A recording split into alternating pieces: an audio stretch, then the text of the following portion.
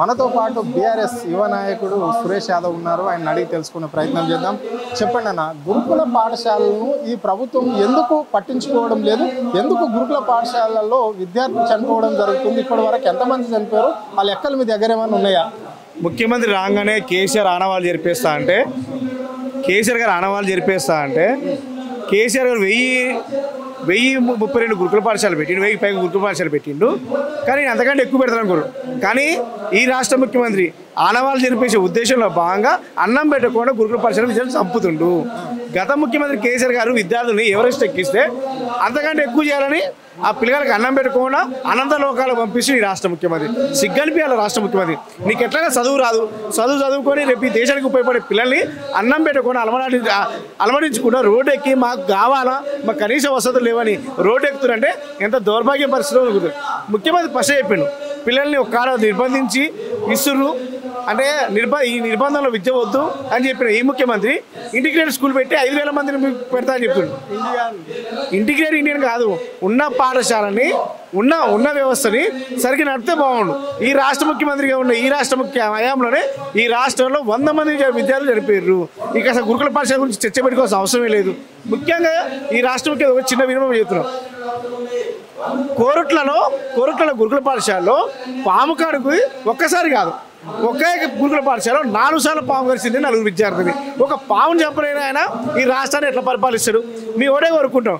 గతంలో టీవీలలో నేరాల ఘోరాలని ఈటీవీలో ఉండేది. కానీ ఇవాళ ఏమవుతుందంటే గురుకులలో ఘోరాలని రోజు చూడాల్సి వస్తుంది. ఆ ఈనాడులను ఈ నేరాల ఘోరాలు వారం కోసం వస్తే ఇలా ప్రతిరోజు పేపర్లో గురుకుల పాఠశాల ఫుడ్ పాయిజన్ కానీ, అన్నం లేక కానీ, ఆత్మహత్యలు కానీ, ఉన్న పరిస్థితులు కానీ అధ్వానమైన పరిస్థితులు ఏర్పడ్డాయి. దయచేసి ముఖ్యమంత్రికి నీకు చదువు రాదు, నీకు జ్ఞానం లేదు, అజ్ఞానంగా ఉన్న ఈ రాష్ట్ర ముఖ్యమంత్రి కూడా చెప్తున్నావు, జ్ఞానం తెచ్చుకో. వాళ్ళు చిన్న పిల్లలు, పసిపిల్లలు. అసలు ఈ దేశంలో జ్యుడిషియల్ వ్యవస్థ కరెక్ట్గా ఉంటే ఈ రాష్ట్ర ముఖ్యమంత్రి తక్షణం తొలగించారు.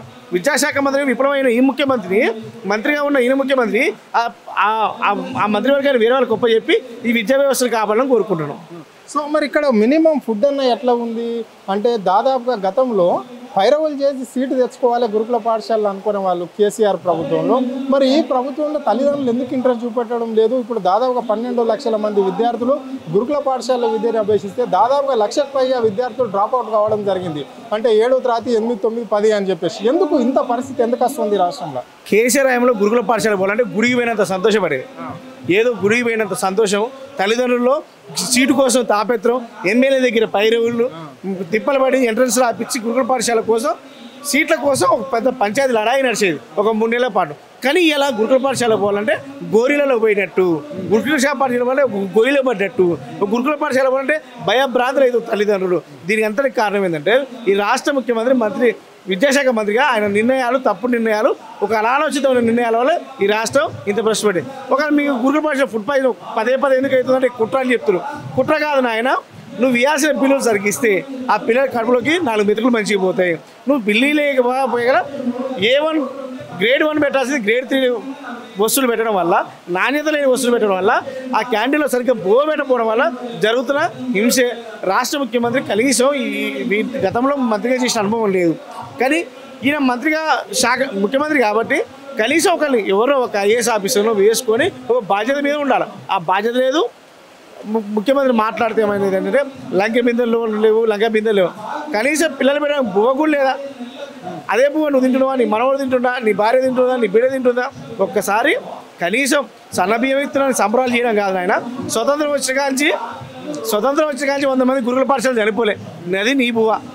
కాబట్టి దయచేసి ఒక ఆలోచన చేసుకుని ముఖ్యమంత్రివి ఈ రాష్ట్ర ప్రజలందరికీ ఒక తండ్రిలాగా ఆలోచించారు. కానీ నువ్వు రాక్షసులాగా ఆలోచించి ఇబ్బంది పెట్టదని కోరుకుంటున్నాను. అంటే చివరిగా అంటే ఇక్కడ రాష్ట్రంలో కీలక మంత్రి కూడా ఒక మాట అన్నారు. అంటే గురుకుల పాఠశాలలో చదివే విద్యార్థులకు వాళ్ళ పేరెంట్స్ తీసుకట్టడంతో ఫుడ్ పాయిజన్, అంటే బయటికి వెళ్ళి తీసుకొచ్చే వస్తువులను స్నాక్స్ వల్లనే ఫుడ్ ప్రాబ్లమ్స్ వస్తున్నాయి, ఫుడ్ పాయిజన్ అవుతుంది, మళ్ళీ వాళ్ళు చనిపోవడానికి కూడా కారణం అదే అని చెప్పేసి కూడా ఆ మంత్రి వ్యాఖ్యలు చేయడం అనేది జరిగింది. దాన్ని ఎట్లా చూస్తారు? ఒక తల్లి నా పిల్లల హాస్టల్కి పోయినారంటే ఆదివారం పూట చికెనో లేకపోతే అప్పలో ఇది తీసుకోదు. ఒక తల్లి మాత్రం విషయానికి పోతుందా? విషాహారం పెడుతుందా? మీరు మాట్లాడేటప్పుడు కొంచెం అర్థంగా ఉండాలి, మాట్లాడేటప్పుడు ఆలోచన ఉండాలి. మేమేం కోరుకున్నామంటే మీకు ఇంతకుముందు ఒక పేపర్ పెట్టి ఈ పేపర్లో ఈరోజు ఇది ఉండాలి, ఈరోజు అంటే టేబుల్ వేసింది. ఆ టేబుల్ ఎందుకు ఆచరించట్లేదు? ఏమైపోయింది? మీకు వచ్చిన 20 నెలల కాలంలో 100 మంది విద్యార్థులు చనిపోయారు. ఒక పాము కాడికి 4 సార్లు ఒకే స్కూల్లో పాము కాడికి నలుగురు ఎందుకు జరిగింది? ఒక్కసారి కాదు, ఒకసారి రివ్యూ చేసుకోవాలన్నా చేసుకోడు. 100 మంది చనిపోతే వాళ్ళ ఇళ్ళకి పోయి పరామర్శ చేసుకో, కానీ 50 సార్లు ఢిల్లీకి పోతున్నాం. నీకు ఈ 100 మంది పిల్లల తల్లిదండ్రులు ఉసురు ఖచ్చితంగా తగ్గుతుంది. యనమల రేవంత్ రెడ్డి ఎందుకు మాట్లాడుతున్నా అంటే, వాళ్ళ కన్న కొడుకుల్ని తీసుకుపోయి చదువుకొని మమ్మల్ని సాత్రం అనుకోరు, కానీ శ్మశానాలకు పోవాలనుకోరు. దయచేసి రాజకీయాలు పక్క పెడితే రాష్ట్రంలో గురుకుల విద్యార్థులు అస్తవ్యస్తంగా ఉన్నాయి. వాళ్ళకి కడుపులో పెట్టి కాపాడుకునే బాధ్యత నీకు ఉంది. నీ రాజకీయం మాట్లాడలే, ఆలోచన సూచన చేస్తున్నావు, స్వీకరించలేకపోతే నీకు అదే విద్యార్థుల తల్లిదండ్రులు భవిష్యత్తులో గూరీలు కడతారు. ఇది బడుగు బలహీన వర్గాల విద్యార్థులు చదివే పాఠశాలను రాష్ట్ర ప్రభుత్వం పట్టించుకోలేదు అని చెప్పేసి ఇక్కడ ఆయన తీవ్రంగా ఆరోపణలు చేయడం అనేది జరిగింది. అని ఇప్పటికైనా పోయింది ఏం లేదు, కేసీఆర్ 1000 పైగా పాఠశాలలు కట్టిస్తే మీరు అంతకన్నా గొప్పగా చేసుకుంటారు అని చెప్పేసి ప్రజాప్రభుత్వానికి ప్రజలు అధికారం ఇస్తే ఇక్కడ గురుకుల విద్యార్థులను మాత్రము మొత్తము వాళ్ళని చంపే కార్యక్రమంలోనే ఈ ప్రభుత్వం ఉన్నది, వాళ్ళని కాటికి పంపిస్తుంది అని చెప్పేసి ఇక్కడ ఆయన చెప్పడం అనేది అయితే జరిగింది. అంటే మినిమం వాళ్ళ ఫుడ్ కూడా కరెక్ట్గా పెట్టడం లేదు, చదువు కూడా కరెక్ట్గా లేదు. గత ప్రభుత్వం ఎంతైతే వాళ్ళని ప్రోత్సహించిందో ఇప్పుడు ఈ ప్రభుత్వం అంతమంది విద్యార్థులను తొలగించే ప్రయత్నమే చేస్తుంది. కార్పొరేట్ విద్యా వ్యవస్థకు సిద్ధం చేస్తున్నది, అంటే రంగం సిద్ధం చేసి కమిషన్లు తీసుకునే ప్రయత్నంలోనే ఇక్కడ ప్రభుత్వము మళ్ళంటే అధికారులు కూడా బాటలు వేస్తున్నారు అని చెప్పేసి కూడా ఆయన ఆరోపణ చేయడం అనేది అయితే జరిగింది. కెమెరా పర్సన్ రాజుతో అరుణ్, ఆద్య టీవీ, హైదరాబాద్.